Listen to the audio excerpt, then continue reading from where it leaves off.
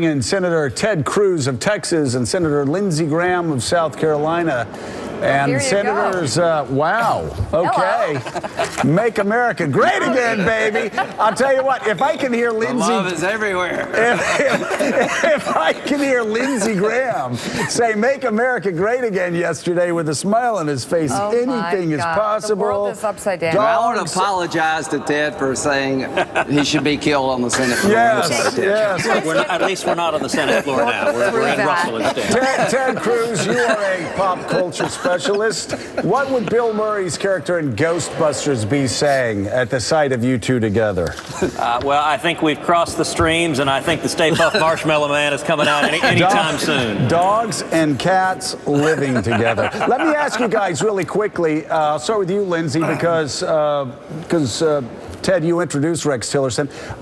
Were you concerned, Lindsey, about Rex Tillerson's non-answers to Marco Rubio's line of questioning? Yes, I thought Marco did a really good job. Mr. Tillerson's a very accomplished guy, but when it comes to Russia, I want more clarity. I think war crimes were committed under Putin's control and regime. And, we'll see if he can clean up his answers. But it's not about his qualifications as much as it is about how he views Russia, and we'll see what happens. And, Ted, let me ask you about that. You introduced Rex Tillerson. First of all, tell us why you did, what you know about the guy. And then the same question to you. Were you concerned about his non-answers to Marco Rubio's questions on Russia? Well, listen, the purpose of the hearing is to flesh out a nominee's views, a nominee's experience and vision. I introduced Rex Tillerson, number one, because he's a Texan. He's an incredible business leader from my home state. And I think this is a really challenging time. I think the foreign policy world is a mess after 8 years of Barack Obama, and we need a serious leader. And if there's one thing Rex Tillerson is, he is a serious man with experience running a massive global company, negotiating all over the world, and I hope and believe that he is going to be able to help change us from the direction. I mean, right now, our friends don't trust us and our enemies don't fear us. We've got to change that, and I hope and believe we're going to. I'm wondering then why, Lindsey Graham then, why would it be so hard to say I'm concerned war crimes were committed? Well, I think, number one, you don't want to go into the job naming one of the leaders of the world a war criminal, but here's the problem. You got to deal with Russia as it is, and the bottom line is I think his nomination is salvageable from my point of view. I think he probably is not going to get a lot of Democratic support for some of the other answers he gave. He said Russia did it. That made me feel good about hacking into our elections. He understands the utility of sanctions. He was reluctant to make a commitment about what he would actually do. I get that to a point, but he should have knocked it out of the park. He should have turned to Marco and everybody on the committee and said, I see what they did in Aleppo. I know what they did in Aleppo. It is wrong, and it is time for Russia to pay a price across the board, not just for hacking into our election, but for destabilizing the world. But at the end of the day, Trump's the guy, not Tillerson. I think Tillerson's a very qualified guy, but I'd like to see more strength and clarity when it comes to Russia and the moral clarity that Marco was talking about. Senator Cruz, why will there not then be a second day of hearings so we can flesh out even more, hear more from Mr. Tillerson? Well, listen, that's the decision for the chairman and for the committee. I know I was visiting with a number of members of the committee on the Senate floor last night, and I think their sense was that they had answered the questions. They had gone a lot of rounds, and they felt like their questions were answered, and now the committee has a chance to evaluate what they've heard. They can follow up, as they often do, with more questions in writing, and then they're going to make their decisions, and then the whole body, the Senate, will make our decision. So, Senator Cruz, it's Willie Geist. Do you agree with Senator Graham and Senator Rubio yesterday that Vladimir Putin is, in fact, a war criminal? Look, I've said many, many times that I think Putin is a KGB thug, that his pattern for his entire time in office has been to use brute force to hold on to power. I think he committed an act of war by invading Ukraine. And I think much of his aggressiveness has been caused by Obama's weakness. I think weakness is provocative, and what we've seen across the globe is that our enemies, from Russia to Iran to North Korea, have all gotten more aggressive, more belligerent because of what they see as weakness in President Obama. I am very encouraged that that's going to change, and change significantly on January 20th. That's President Obama, but has President Putin committed war crimes?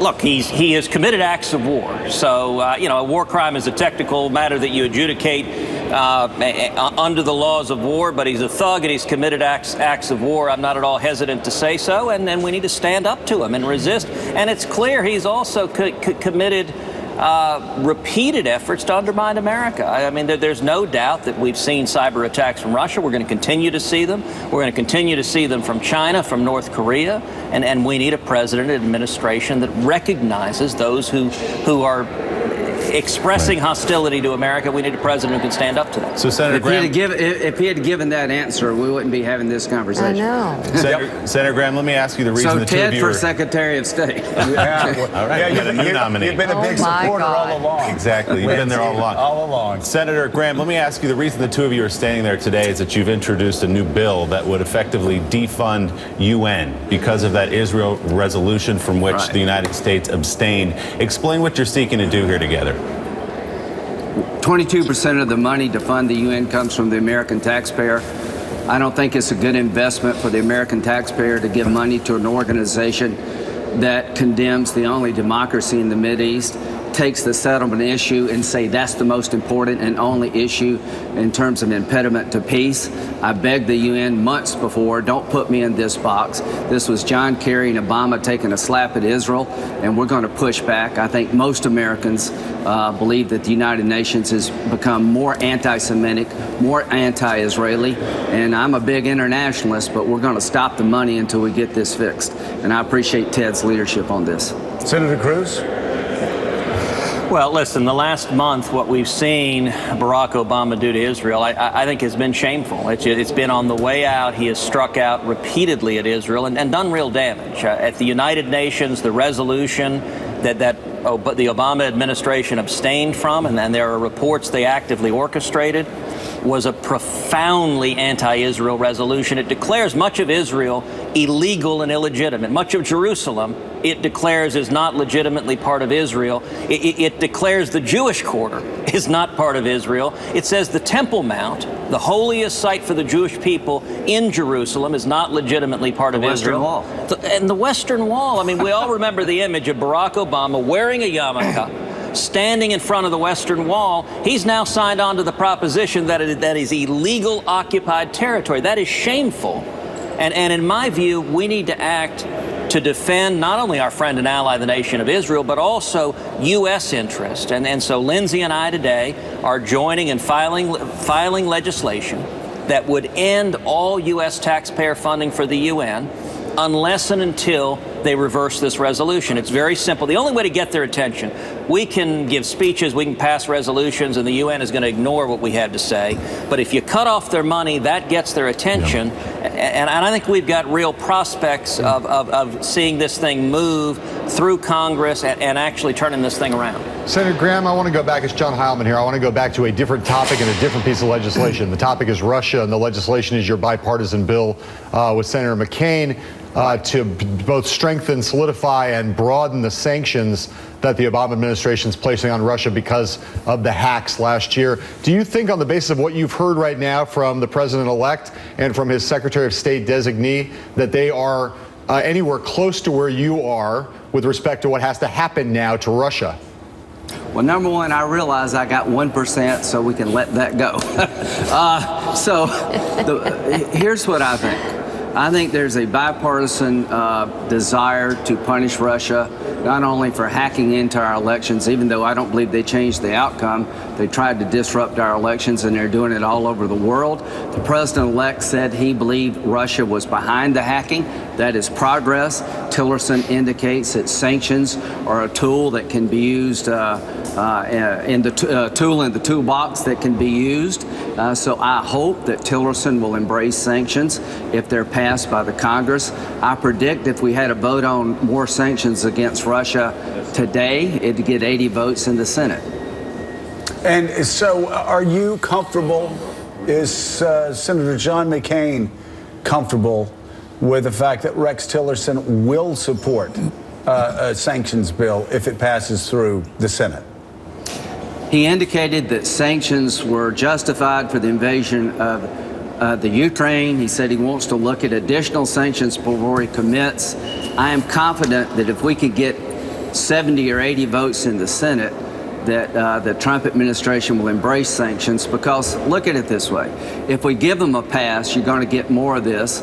Iran and China are watching us. Now's not the time to give Russia a pass on trying to interfere with our election.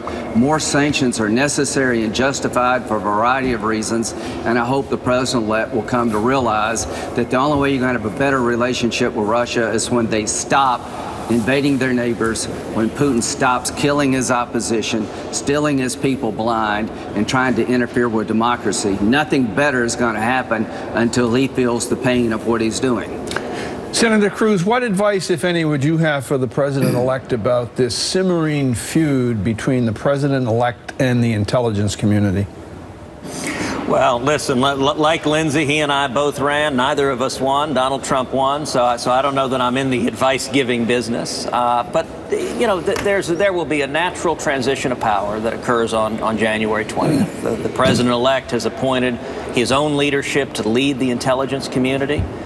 You know, I will say one of my real concerns over the last 8 years has been the politicization of the intelligence community, in particular the political leadership of it under Barack Obama. I'm glad to see that change. And we all know there are many good, principled, courageous professionals in the intelligence community who are risking their lives, covert agents who are putting everything on the line for this country. And I know they are every bit as dismayed as I am about seeing the intelligence community politicized and treated as just another political arm of the White House. I hope and believe that's going to change in the new administration. I think that'll go a long way to resolving these issues. Senators Lindsey Graham and Ted Cruz, thank you both for being on our show together. I'm gled you worked out that Let's see a hug murder thing. We'll be in Reno and exactly. and Vegas. We're performing all week. It was great to have you We'll buy the both on. tickets. It's Yeah. all Thank you, seriousness. guys. Thank you Really very much. appreciate it. We'll be tracking your legislation to defund the UN over the vote on Israel.